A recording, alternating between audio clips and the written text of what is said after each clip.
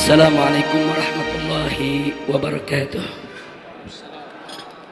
Bismillah, alhamdulillah, wassalatu wassalamu ala rasulillah wa ala alihi wa sahbihi wa mawalah. Kepada para alim ulama, para kiai, para bini sepuh TNI maupun Polri-nya, wabil khusus orang tua kita Pak Tri Sutrisno, begitu juga Pak Saidiman yang barusan sudah luar biasa memaparkan pandangannya tentang ideologi Pancasila dan komparasi antara Pancasila dengan komunisme. Dan alhamdulillah di sini juga ada orang tua kami Kiai Haji Muhammad Husni Tamrin, Kiai Haji Abdul Rashid Abdullah Syafi'i, dan juga anggota pembina daripada majelis anggota pertimbangan dari Majelis Ulama Indonesia Kiai Haji Khalil Ridwan. Saya tidak ingin membuang waktu. Intinya saya sampaikan salam penghormatan saya kepada seluruh peserta simposium ini, dan semoga simposium ini menjadi penyebab turunnya rahmat dan barakah bagi keselamatan dan keutuhan negara kesatuan Republik Indonesia. Amin ya rabbal alamin.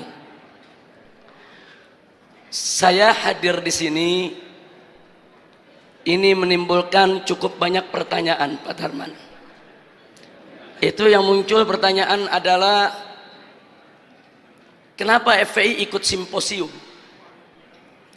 Apa hanya karena sekedar anti PKI atau sekedar ikut-ikutan, atau betul-betul serius ingin membela Pancasila?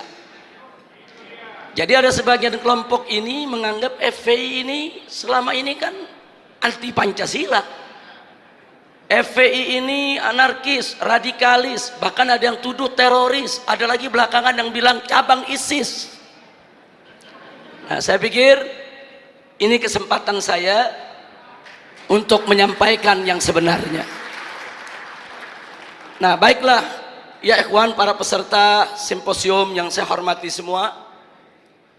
Terlebih dahulu ingin saya jelaskan sebelum masuk ke dalam ideologi Pancasila itu sendiri dalam pandangan Front Pembela Islam, bahwa FPI punya sikap bagaimana menyikapi Islam sebagai agama dan menyikapi Pancasila sebagai dasar negara. Islam adalah akidah, Pancasila adalah ideologi. Akidah datang dari sumber ilahi, tidak bisa ditawar, dan sudah merupakan harga mati keyakinan. Sedangkan ideologi adalah sumber insani, datang dari ide-ide manusia.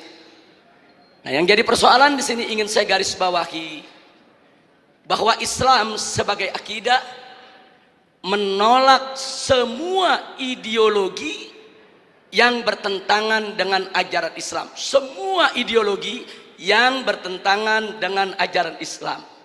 Nah, tinggal sekarang pertanyaannya, apakah Pancasila bertentangan dengan ajaran Islam? Andai kata Pancasila bertentangan dengan ajaran Islam, wajib kami sebagai umat Islam untuk menolaknya. Tapi manakala Pancasila itu tidak bertentangan dengan ajaran Islam, tidak ada alasan bagi kami sebagai warga negara Republik Indonesia untuk menolaknya.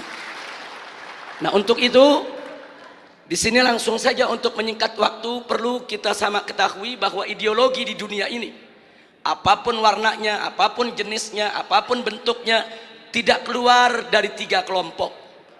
Ideologi yang pertama adalah ideologi yang mengakui Tuhan yang Maha Esa itu ada dan berkuasa mengatur urusan dunia dan akhirat.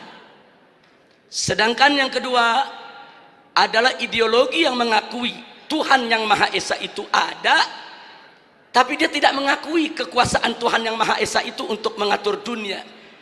Bagi yang bersangkutan, Tuhan yang Maha Esa itu hanya untuk mengatur urusan akhirat saja, sedangkan dunia biar manusia yang mengaturnya.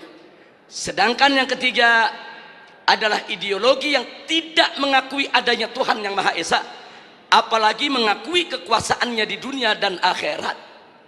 Nah, tinggal pertanyaannya, Pancasila masuk kelompok ideologi yang mana? Untuk yang nomor 3 sudah jelas, di sanalah bercokol, yaitu kelompok ateisme, kelompok komunisme, leninisme, marxisme, yang memang mereka tidak mengakui kekuasaan Tuhan yang Maha Esa. Sedangkan kelompok yang kedua ini terkenal sekali, ini merupakan kelompok-kelompok sekuler sejati yang tidak ingin sama sekali menjadikan agama yaitu sebagai dasar pijakan di dalam mengambil kebijakan-kebijakan negara.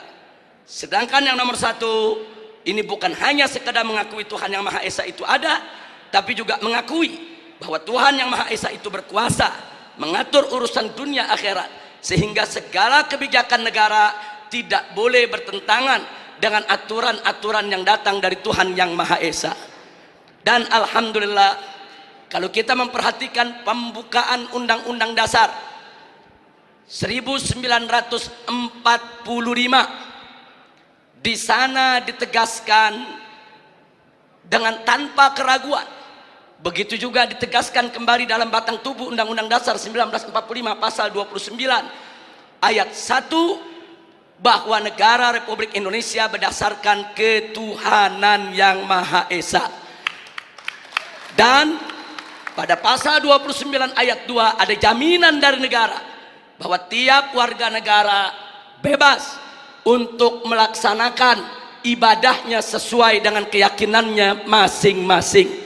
Dengan demikian, bahwa sesuai dengan pembukaan Undang-Undang Dasar 1945 dan batang tubuhnya, bahwa Pancasila menganut ideologi yang pertama sehingga tidak bertentangan dengan Islam, bahkan harus diasuh dalam rawatan Islam.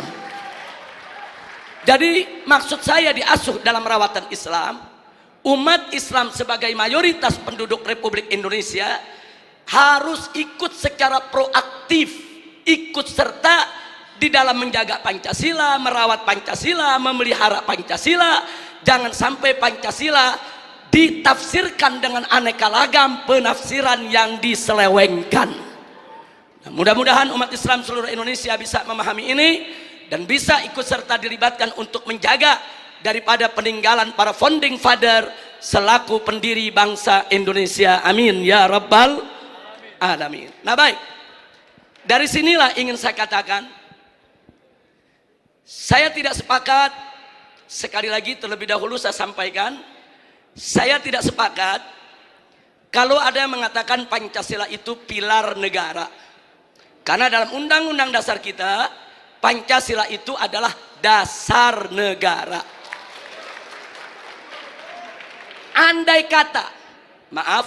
kata ada kelompok-kelompok yang tetap ngotot, ini bukan sembarangan pihak. Karena kemarin yang mengkampanyekan 4 pilar negara itu DPR MPR, nah, ke seluruh Indonesia.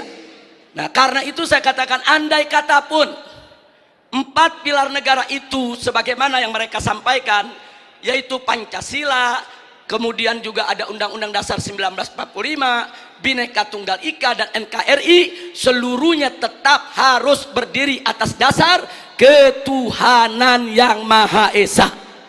Sehingga saya berani mengatakan dalam forum ini, Indonesia adalah negara berdasarkan ketuhanan yang Maha Esa.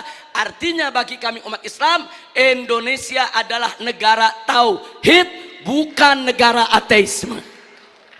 Nah, ini sengaja saya ingin tekankan di sini. Walaupun tadi katakanlah Pancasila, UUD 45, Bhinneka Tunggal Ika, NKRI mereka ingin jadikan sebagai pilar, tapi jangan lupa bahwa sila pertama daripada Pancasila, yaitu ketuhanan yang Maha Esa, itu merupakan sumber daripada sila-sila yang lainnya.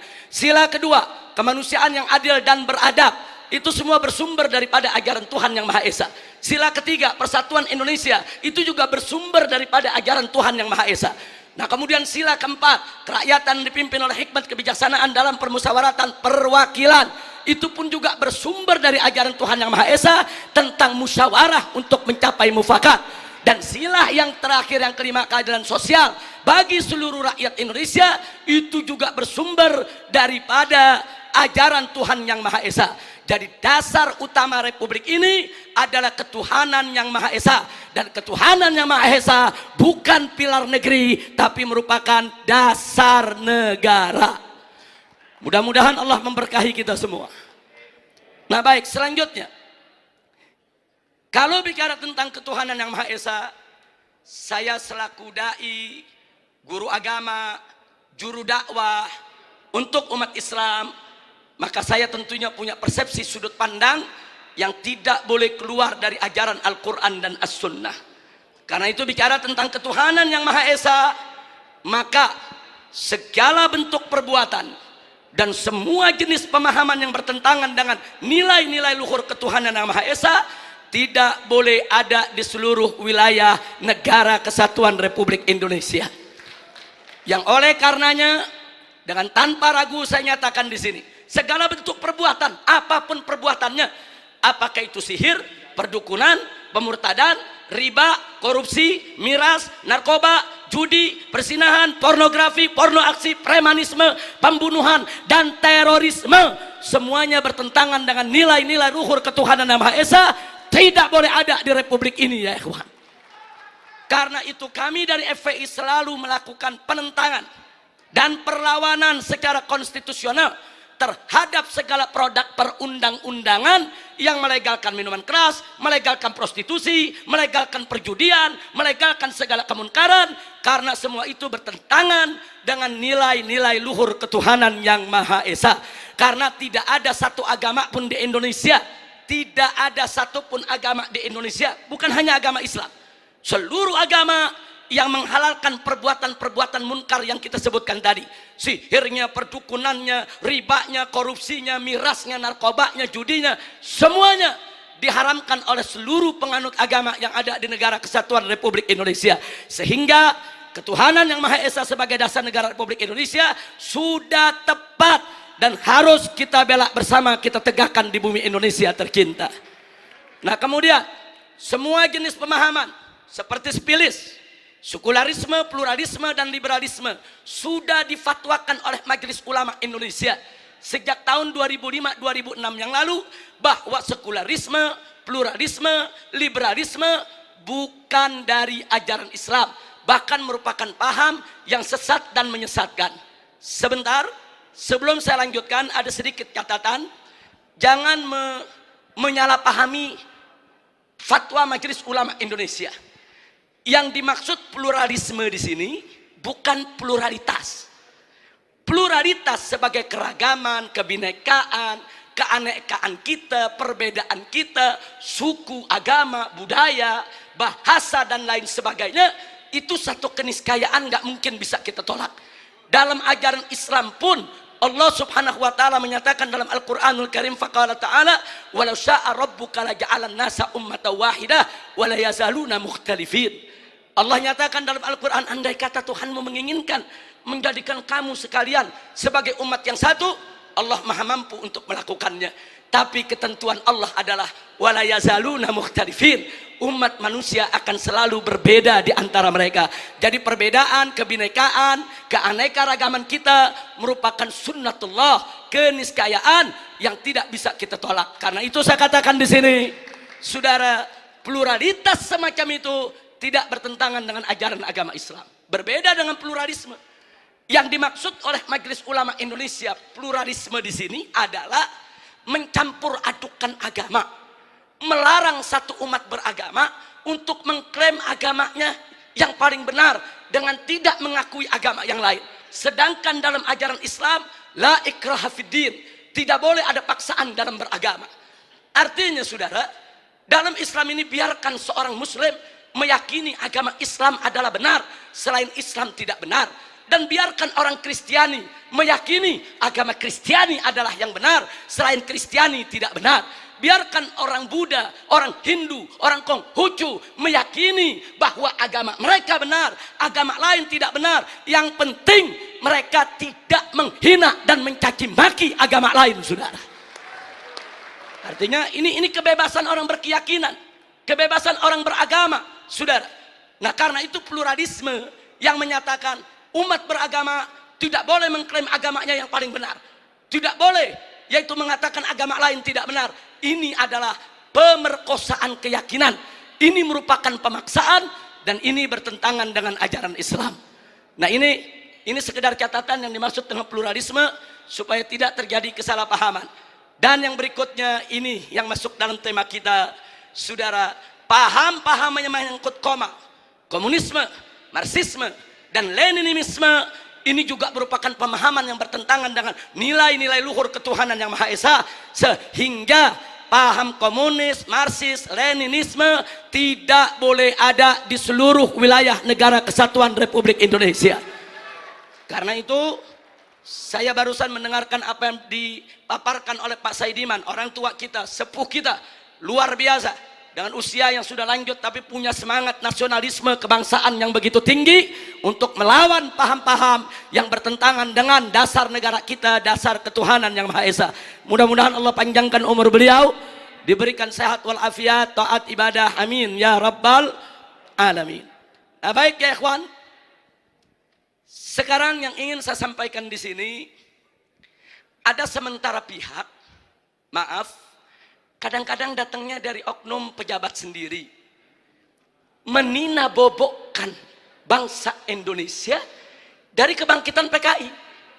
Mereka mengatakan PKI sudah finish, PKI sudah selesai, PKI nggak bakal bangkit lagi.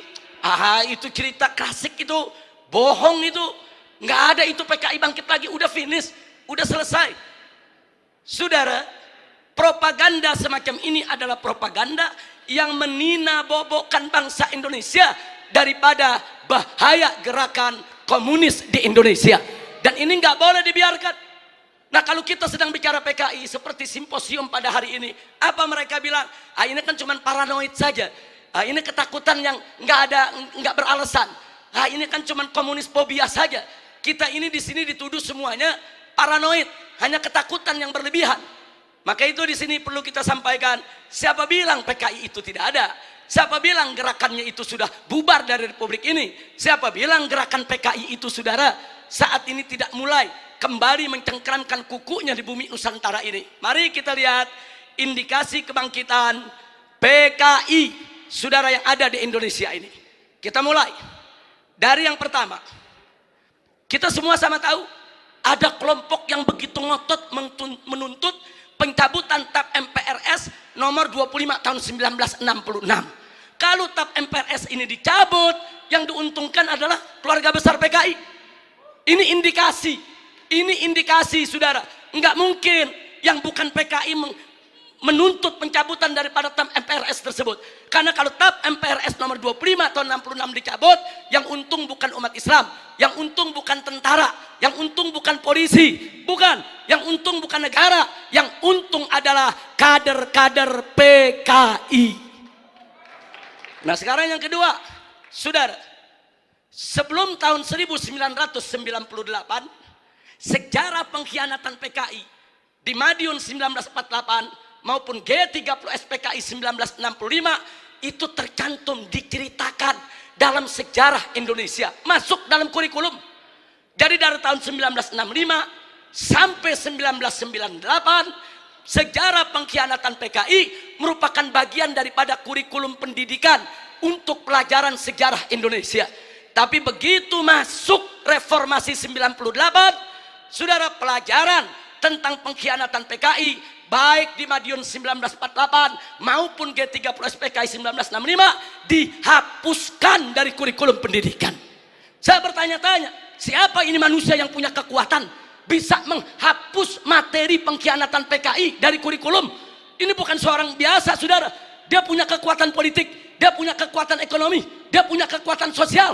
Kalau hanya rakyat jelata biasa, nggak mungkin dia bisa menghapus daripada pelajaran pengkhianatan PKI dari kurikulum pendidikan Indonesia, saudara. Dan dampaknya serius. Sejak tahun 98 sampai hari ini, saudara, apa yang terjadi? Yuk mari kita lihat, saudara. Anak-anak SD, SMP, SMA yang di tahun 98, saudara, baru mulai mencicipi sekolah, mereka nggak dapat lagi pelajaran tentang pengkhianatan PKI. Jadi dari tahun 98 sampai hari ini, generasi muda kita yang umurnya sekitar 25 sampai 27 tahun, mereka nggak tahu apa dan bagaimana PKI, saudara. Saudara, ini kurikulum ini penting. Kurikulum ini membentuk daripada ideologi bangsa. Kurikulum ini membentuk pemikiran filsafat bangsa. Kalau sudah dihapuskan dari kurikulum, jangan kaget kalau anak-anak muda kita saat ini umur 20-an, saudara, 25 atau 27 ke bawah, tidak ada yang tahu PKI. Bahkan mereka merasa bangga pakai kaos dengan gambar Palu Arit karena ketidaktahuan mereka, saudara. Nah, lagi-lagi saudara, tadi saya katakan, saudara, siapa ini pihak yang punya inisiatif untuk menghapus pelajaran tersebut, saudara? Kalau tadi orang tua kita Bapak Tri Sutrisno memperkenalkan kita begitu banyak buku luar biasa. Buku-buku yang dikenalkan oleh Pak Tri tadi semuanya buku bagus, Pak. Cuma yang jadi persoalan, buku-buku tersebut menjadi tidak efektif manakala tidak diajarkan di sekolah-sekolah. Buku tersebut menjadi tidak efektif manakala tidak dijadikan sebagai bagian kurikulum pendidikan Indonesia. Maka itu saya usulkan kepada simposium ini untuk kita bersama-sama mendorong sejarah pengkhianatan PKI 48 dan 65 harus dikembalikan dalam kurikulum pendidikan nasional Indonesia dalam materi sejarah Indonesia, saudara. Baik, sekarang kita lihat lagi, saudara. Yang ketiga, sebelum tahun 98, saudara, televisi nasional khususnya TVRI setiap tanggal 30 September selalu memutar ulang film tentang pengkhianatan G30S PKI. So, hingga dari Sabang sampai Merauke, dari gunung sampai ke lembah, orang di kampung-kampung nonton film tersebut, saudara. Mereka tahu betapa biadabnya PKI, betapa zalimnya PKI, betapa pengkhianatan yang dilakukan oleh PKI. Tapi sayang sejuta sayang, setelah reformasi tahun 98 tidak ada satupun stasiun televisi sampai hari ini yang berani menayangkan kembali daripada film pengkhianatan G30S PKI, saudara. Ada apa? Siapa itu orang yang bisa nakut-nakuti televisi? Siapa itu orang yang bisa neken media televisi? Siapa itu orang yang menguasai media di kita punya negeri sampai media takut, nggak berani untuk menayangkan film itu kembali, saudara? Akibatnya dari tahun 98 sampai hari ini anak-anak muda kita, saudara, nggak lagi tahu bagaimana kebiadaban PKI. Padahal kalau itu, saudara, ditayangkan di televisi, luar biasa, saudara, dari Sabang sampai Merauke se-Indonesia, saudara. Nah, ini fakta, ini merupakan indikasi kebangkitan PKI yang tidak terbantahkan. Omong kosong kalau ada mengatakan PKI tidak akan bangkit. Omong kosong kalau ada mengatakan PKI akan bangkit atau PKI ini sudah final tidak akan bangkit lagi. Omong kosong, saudara. PKI sedang bergerak, PKI akan bangkit kembali, PKI akan melibas kita semua kalau kita tidak merapatkan barisan dari sekarang, saudara. Mudah-mudahan Allah menyatukan kita semua. Baik, yang keempat, langsung saja, saudara. Kita tahu dulu sebelum 98 ada Litsus, penelitian khusus bagi pejabat publik di Indonesia, saudara. Seseorang ingin jadi gubernur, ingin jadi kepala daerah, apalagi mau jadi menteri, saudara, ada penelitian khusus. Siapa dia? Bagaimana ideologinya? Apa keterkaitannya dengan PKI, saudara? Kalau terbukti ada keterkaitan dengan PKI, apalagi mengusung ideologi PKI, tidak akan pernah dilantik oleh negara sebagai pejabat publik, saudara. Tapi semenjak tahun 1998, Litsus ditiadakan. Tadi Pak Tri sudah sampaikan kepada kita bagaimana mereka menjadi kepala daerah, menjadi gubernur, menjadi wali kota, menjadi anggota dewan, saudara, masuk ke berbagai macam partai. Ini fakta, ini bukan sekedar cerita, ini bukan khurafat, bukan takhayul, bukan dongeng, tapi ini fakta yang kita hadapi. Nah, kemudian baik, yang kelima, saudara. Nah, tadi sudah kita sebutkan putra-putri PKI keturunannya masuk ke partai-partai politik, masuk ke instansi lembaga-lembaga negara, saudara. Dan dari sanalah, saudara, mereka mempengaruhi kebijakan-kebijakan untuk keuntungan PKI. Baik, yang keenam, mari kita lihat lagi, saudara. Kita tidak boleh menutup mata. Sejak tahun 1998, begitu banyak buku-buku yang membela PKI. Dibagikan secara gratis, dijual dengan bebas di toko-toko buku, saudara. Enggak, pemerintah kita enggak mampu untuk melakukan tindakan apapun. Real, fakta, saudara. Bahkan ada satu anggota dewan, pimpinan satu komisi di DPR RI, saudara, begitu bangga mengarang buku mengatakan dengan judul "Aku Bangga Jadi Anak PKI". Nggak sampai di situ, bahkan dia karang buku lagi dengan judul Anak PKI Masuk Parlemen, seolah-olah dia ingin meledek semua yang anti PKI. Manusia-manusia Indonesia yang anti PKI, ada urusan apa dengan kalian? Aku bangga jadi anak PKI. Bangsa Indonesia yang anti PKI, ada apa dengan kalian benci PKI? Ada apa musuh PKI? Aku anak PKI masuk parlemen dan aku bangga menjadi anak PKI. Innalillahi wa inna ilaihi rajiun. Ini indikasi. Yang ngomong yang sebelah sana. Lanjut. Ini sudah atau saya lanjutkan ini? Sebab dapat teguran 1 menit lagi mesti selesai. Padahal saya bawa materinya 25 menit. Tapi dikasih waktu 15 menit. Saya mau tanya dulu sama peserta ini. Izinnya. Baik, supaya menyingkat waktu, Pak Tarman Azam, beliau kawan saya, Masya Allah, salah seorang pimpinan PWI, mudah-mudahan panjang umur. Amin ya rabbal alamin. Baik, berikutnya saudara, mari kita lihat yang nomor 7. Saudara, adanya usulan RUU KKR, Komisi Kebenaran dan Rekonsiliasi, ini juga tidak lepas dari peran-peran untuk kepentingan PKI. Kemudian yang ke-8, bagaimana Komnas HAM, luar biasa saudara, berikut LSM liberal yang menjadi LSM komprador, saudara, yang bersuara untuk kepentingan asing, juga mereka semua bersuara untuk membela PKI. Yang ke-9, maaf saudara, ya ada bantuan Cina kepada Indonesia, berikut kompensasinya. Saya tidak campur urusan ekonomi negeri ini saudara, tapi kalau sudah bantuan dari negara komunis Cina ke Indonesia dengan kompensasi tenaga kerja yang masuk Indonesia, wajib untuk diwaspadai saudara. Nah kemudian jangan lupa yang ke-10 saudara, ada beberapa parpol, bukan satu, yang terang-terangan mengirim kader-kadernya ke Republik Rakyat Cina untuk ikut pendidikan politik. Mereka dididik oleh Partai Komunis Cina, saudara. Ada apa? Ya, itu hak partai tersebut, itu hak pribadinya, saya tidak ikut campur. Tapi saya sebagai bangsa Indonesia punya hak untuk mewaspadai partai-partai yang menjalin kerjasama dengan Partai Komunis Cina, saudara. Baik, saudara. Yang ke-11, di mana-mana ada seminar, ada temu kangen, saudara. Di mana-mana ada temu kangen PKI, seminar PKI, saudara. Sementara, saudara, dari pihak aparat keamanan setengah hati untuk membubarkan mereka, saudara. Berapa kali di Taman Ismail Marzuki mereka menggelar acara, bikin kegiatan, saudara. Ada bentrokan dengan gerakan bela negara, dengan laskar-laskar FPI di beberapa tempat, saudara.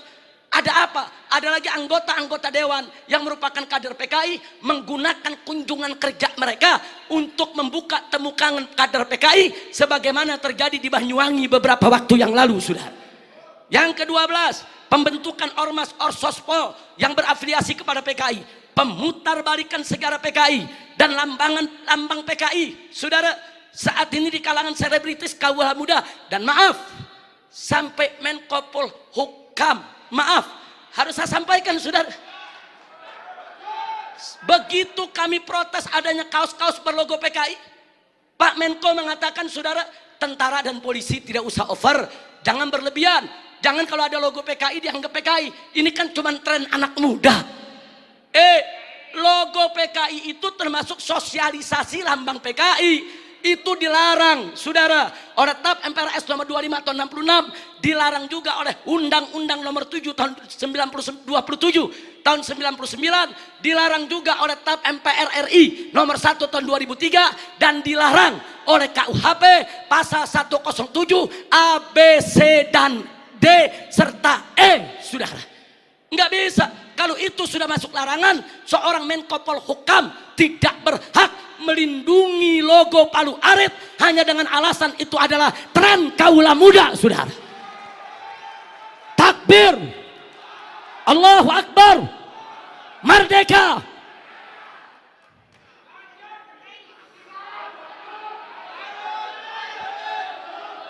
Baik, yang ke-15, saudara. Belum lama ini, saudara, ada usulan konyol penghapusan kolom agama dari KTP, saudara. kalau kolom agama dihapuskan dari KTP, saudara, maka ini merupakan kesempatan bagi kalangan ateis, bagi kalangan PKI untuk tidak lagi mencantumkan agamanya, saudara. Ini berbahaya, ini merupakan indikasi kebangkitan PKI. Baik, yang ke-16, saudara. Dorongan untuk minta maaf kepada PKI. Ada apa? Saya ditanya sama wartawan, Habib Rizik, ini bagaimana sikap FPI kalau presiden sampai minta maaf kepada PKI? Saya jawab, kalau presiden ngotot meminta maaf kepada PKI, saya usul sekalian saja minta maaf sama Belanda dan Jepang. Jangan tanggung-tanggung minta maaf, saudara. Minta maaf saja. Belanda, maaf dulu pejuang kami membunuh tentara Belanda. Jepang, maaf dulu gerilyawan kami membunuh Anda. Minta saja sekalian maaf kepada Belanda dan Jepang, saudara. Belanda dan Jepang itu penjahat, saudara. Sebagaimana PKI, bukan kita yang minta maaf kepada Belanda dan Jepang, bukan kita yang minta maaf kepada PKI. PKI yang harus minta maaf kepada bangsa Indonesia, saudara. Baik, kemudian berikut yang ke-17, saudara. Maaf, sekarang ini ada jargon revolusi mental.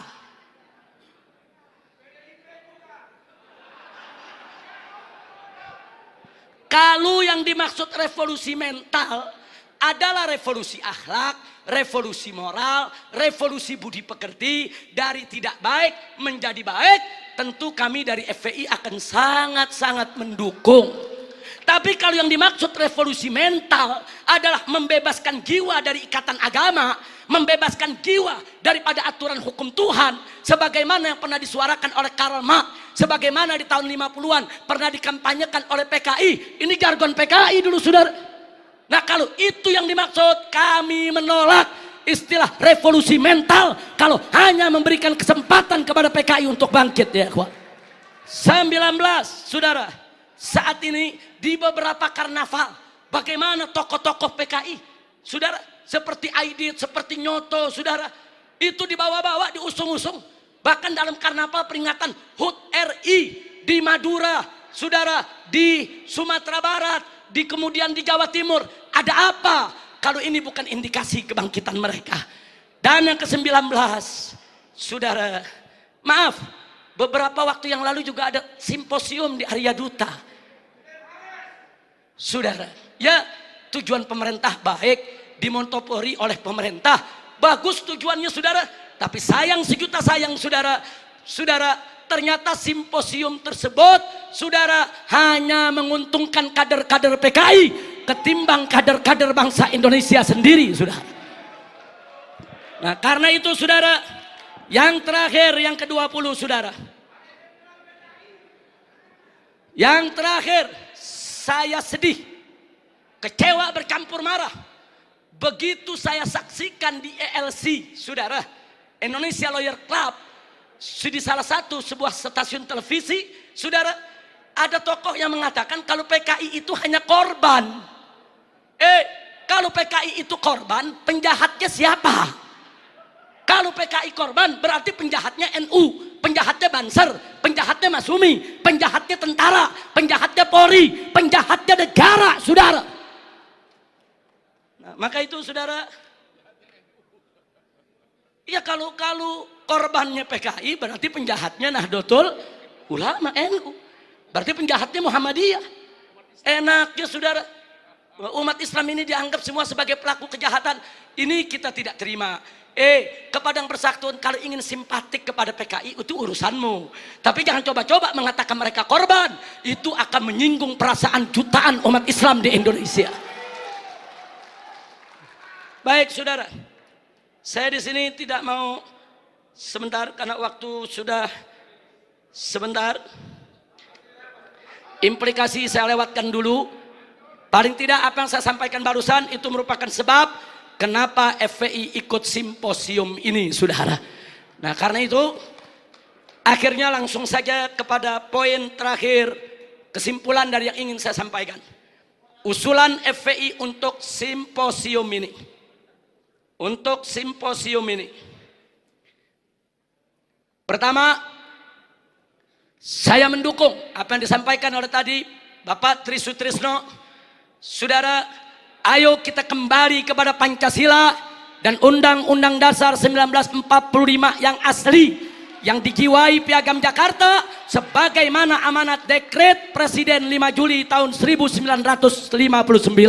Takbir, merdeka. Yang kedua, ini usulan boleh diterima, boleh ditolak, boleh suka, boleh tidak suka, tapi paling tidak usulan ini menggambarkan beginilah nasionalisme FPI selama ini yang dijaga.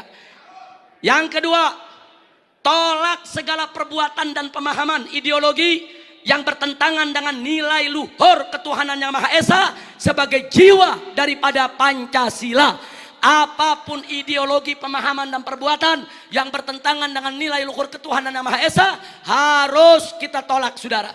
Termasuk pemahaman PKI, komunisme, ateisme, kemudian Leninisme, Marxisme, termasuk segala kemunkaran dan kemaksiatan yang bisa mengundang kemurkaan Allah sehingga bisa terjadi yaitu malapetaka dan musibah di negeri kita. Yang ketiga, tegakkan dan laksanakan TAP MPRS nomor 25 tahun 66, Undang-Undang nomor 27 tahun 99, TAP MPRI nomor 1 tahun 2003 dan KUHP pasal 107A sampai E. Karena itu kita serukan TNI dan Polri jangan pernah ragu. Anda semua punya payung hukum untuk menindak, menutup, membubarkan setiap kegiatan PKI di seluruh wilayah NKRI ini, saudara. Kemudian yang keempat, ada 5 poin, saudara. Tolak formalisasi rekonsiliasi dengan PKI. Saudara, saya punya cerita. Di tahun yang lalu, 16 Agustus tahun 2015, kami Ormas Islam itu melakukan long march yang diikuti oleh ratusan ribu umat Islam dari Senayan, Sudirman, Tamrin sampai ke Istana. Kenapa kami gelar itu parade tauhid, saudara, dengan ratusan ribu umat Islam? Karena kami dengar dari sumber yang sangat terpercaya bahwa Presiden, saudara, berencana untuk memasukkan, saudara, item permohonan maaf kepada PKI di dalam pidato kenegaraannya. Kita melakukan demo-demo kecil dan puncaknya yaitu tanggal 16 Agustus 2015, saudara. Nah, lalu apa, saudara? Di situ umat Islam sepakat kalau Presiden Jokowi tetap ngotot meminta maaf kepada PKI atas nama negara, kami akan serukan umat Islam, saudara, dan seluruh bangsa Indonesia dari Sabang sampai Merauke, kita turun ke jalan lengserkan siapapun presiden yang membela PKI, saudara. Takbir, merdeka. Nah, kenapa kami tolak formalisasi rekonsiliasi dengan PKI? Karena akan membuka luka lama sejarah dan bisa membuka pintu fitnah yang berbahaya. Yang ingin saya berbagi cerita, saudara, 2 minggu setelah kami turun, saya diundang oleh Menko Polhukam di rumahnya. Kami diajak dialog soal PKI. Saya tanyakan langsung kepada beliau, apa betul Presiden tetap akan minta maaf kepada PKI? Beliau saat itu memberikan jaminan, Habib, Presiden tidak akan minta maaf kepada PKI. Kalau sampai saya menyetujui itu, beliau tunjuk pengawalnya di sebelah Kopassus. Ini anak buah saya, Kopassus akan tembak kepala saya. Nah, terus saya tanya lagi, saudara, kepada beliau, baik, tapi saya dengar Anda dapat tugas khusus dari Presiden untuk mencari formulasi rekonsiliasi nasional berkaitan dengan PKI. Nah, beliau jawab, betul. Jadi beliau tidak menafi, saudara, betul. Saya dapat tugas bagaimana mencari formulasi rekonsiliasi kita dengan PKI. Baik, saya tanya, itu maksud rekonsiliasi itu apa, Pak? Tujuannya apa? Apa tujuannya? Oh, dikatakan supaya tidak ada dendam di antara kita, supaya kita hidup damai. Oh, kita tolak, saudara. Tidak perlu rekonsiliasi yang formal. Sebab, saudara, rekonsiliasi secara alami telah berjalan di tengah masyarakat antara PKI dengan bangsa Indonesia, saudara. Artinya hari ini seluruh kader-kader PKI, keturunan PKI sudah mendapatkan hak sosialnya, hak sipilnya, hak budayanya, hak politiknya, hak ekonominya. Mereka minta apa lagi? Mereka jadi pejabat bisa, jadi pengusaha bisa. Mereka udah nggak diganggu oleh umat Islam, saudara. Itu rekonsiliasi alami, saudara. Tinggal kita minta kepada keturunan PKI tersebut, silakan kalian berkarya, silakan kalian ini berkarir, silakan kalian berjuang untuk bangsa ini. Tapi satu syarat, kami tidak akan ganggu kalian jadi pejabat, jadi bisnismen, jadi pengusaha. Tidak. Tapi syarat, jangan lagi bangkitkan ideologi komunis, jangan lagi bangkitkan partai komunis di Indonesia. Nah, tapi sekarang mereka minta lebih. Mereka minta partai komunis dipulihkan kembali. Dan lebih kurangnya ajarnya lagi, saudara. Mereka minta negara minta maaf kepada mereka. Ini rekonsiliasi macam apa? Maka itu rekonsiliasi yang diformalisasi oleh pemerintah, saya khawatir ini akan membuka luka lama sejarah. Dan ini bisa membuka fitnah yang sangat berbahaya, saudara. Makanya tepat yang dikatakan oleh Kiai Haji Salahuddin Wahid, cucu daripada saudara pendiri Nahdlatul Ulama beberapa waktu yang lalu, kalau presiden pemerintah ini sampai minta maaf kepada PKI, akan melukai seluruh perasaan daripada warga NU. Dan saudara, lebih telak lagi yang disampaikan oleh anggota Dewan Pertimbangan Presiden, yaitu Kiai Haji Hasim Muzadi. Beliau sampaikan langsung kepada Bapak Presiden, kalau Bapak minta maaf kepada PKI, bukan hanya NU yang terlukai, seluruh umat Islam bangsa ini akan terlukai. Ini bahaya, ini negeri udah damai, udah tenang. Kita nggak ribut-ribut lagi soal PKI, saudara. Kenapa mau dikorek-korek lagi luka lama, saudara? Nah, karena itu, saudara, kalau ada usulan bongkar itu kuburan massal yang isinya PKI, apa seluruh kuburan mau dibongkar? Kuburan kiai-kiai, santri-santri, saudara, umat Islam yang mereka sembelih, apa semua mau dibongkar? Apa semua juga mau dibangkitkan kembali, yaitu luka lama yang sudah ada? Ini pertimbangan tidak rasional, saudara. Karena itu kami dari FPI menolak formalisasi rekonsiliasi dengan alasan apapun, saudara. Tapi kami menerima kader-kader keturunan PKI saat ini dikembalikan hak sosialnya, hak ekonominya, hak politiknya, saudara. Kita terima, mereka bangsa kita, mereka saudara kita. Silakan hidup bersaudara berdampingan dengan kita, dan mereka harus tunduk kepada Pancasila. Jangan lagi menghidupkan daripada komunisme. Sebagai penutup yang kelima, saudara, saya ajak semua yang ada di sini untuk menyerukan jihad konstitusional secara nasional melawan semua gerakan komunis dan neolib untuk selamatkan keutuhan negara kesatuan Republik Indonesia, saudara. Takbir, Allahu Akbar, merdeka. Itu saja yang bisa saya sampaikan. Hadiahnya Allah wa iyyakum ila siratal mustaqim. Wassalamualaikum warahmatullahi wabarakatuh.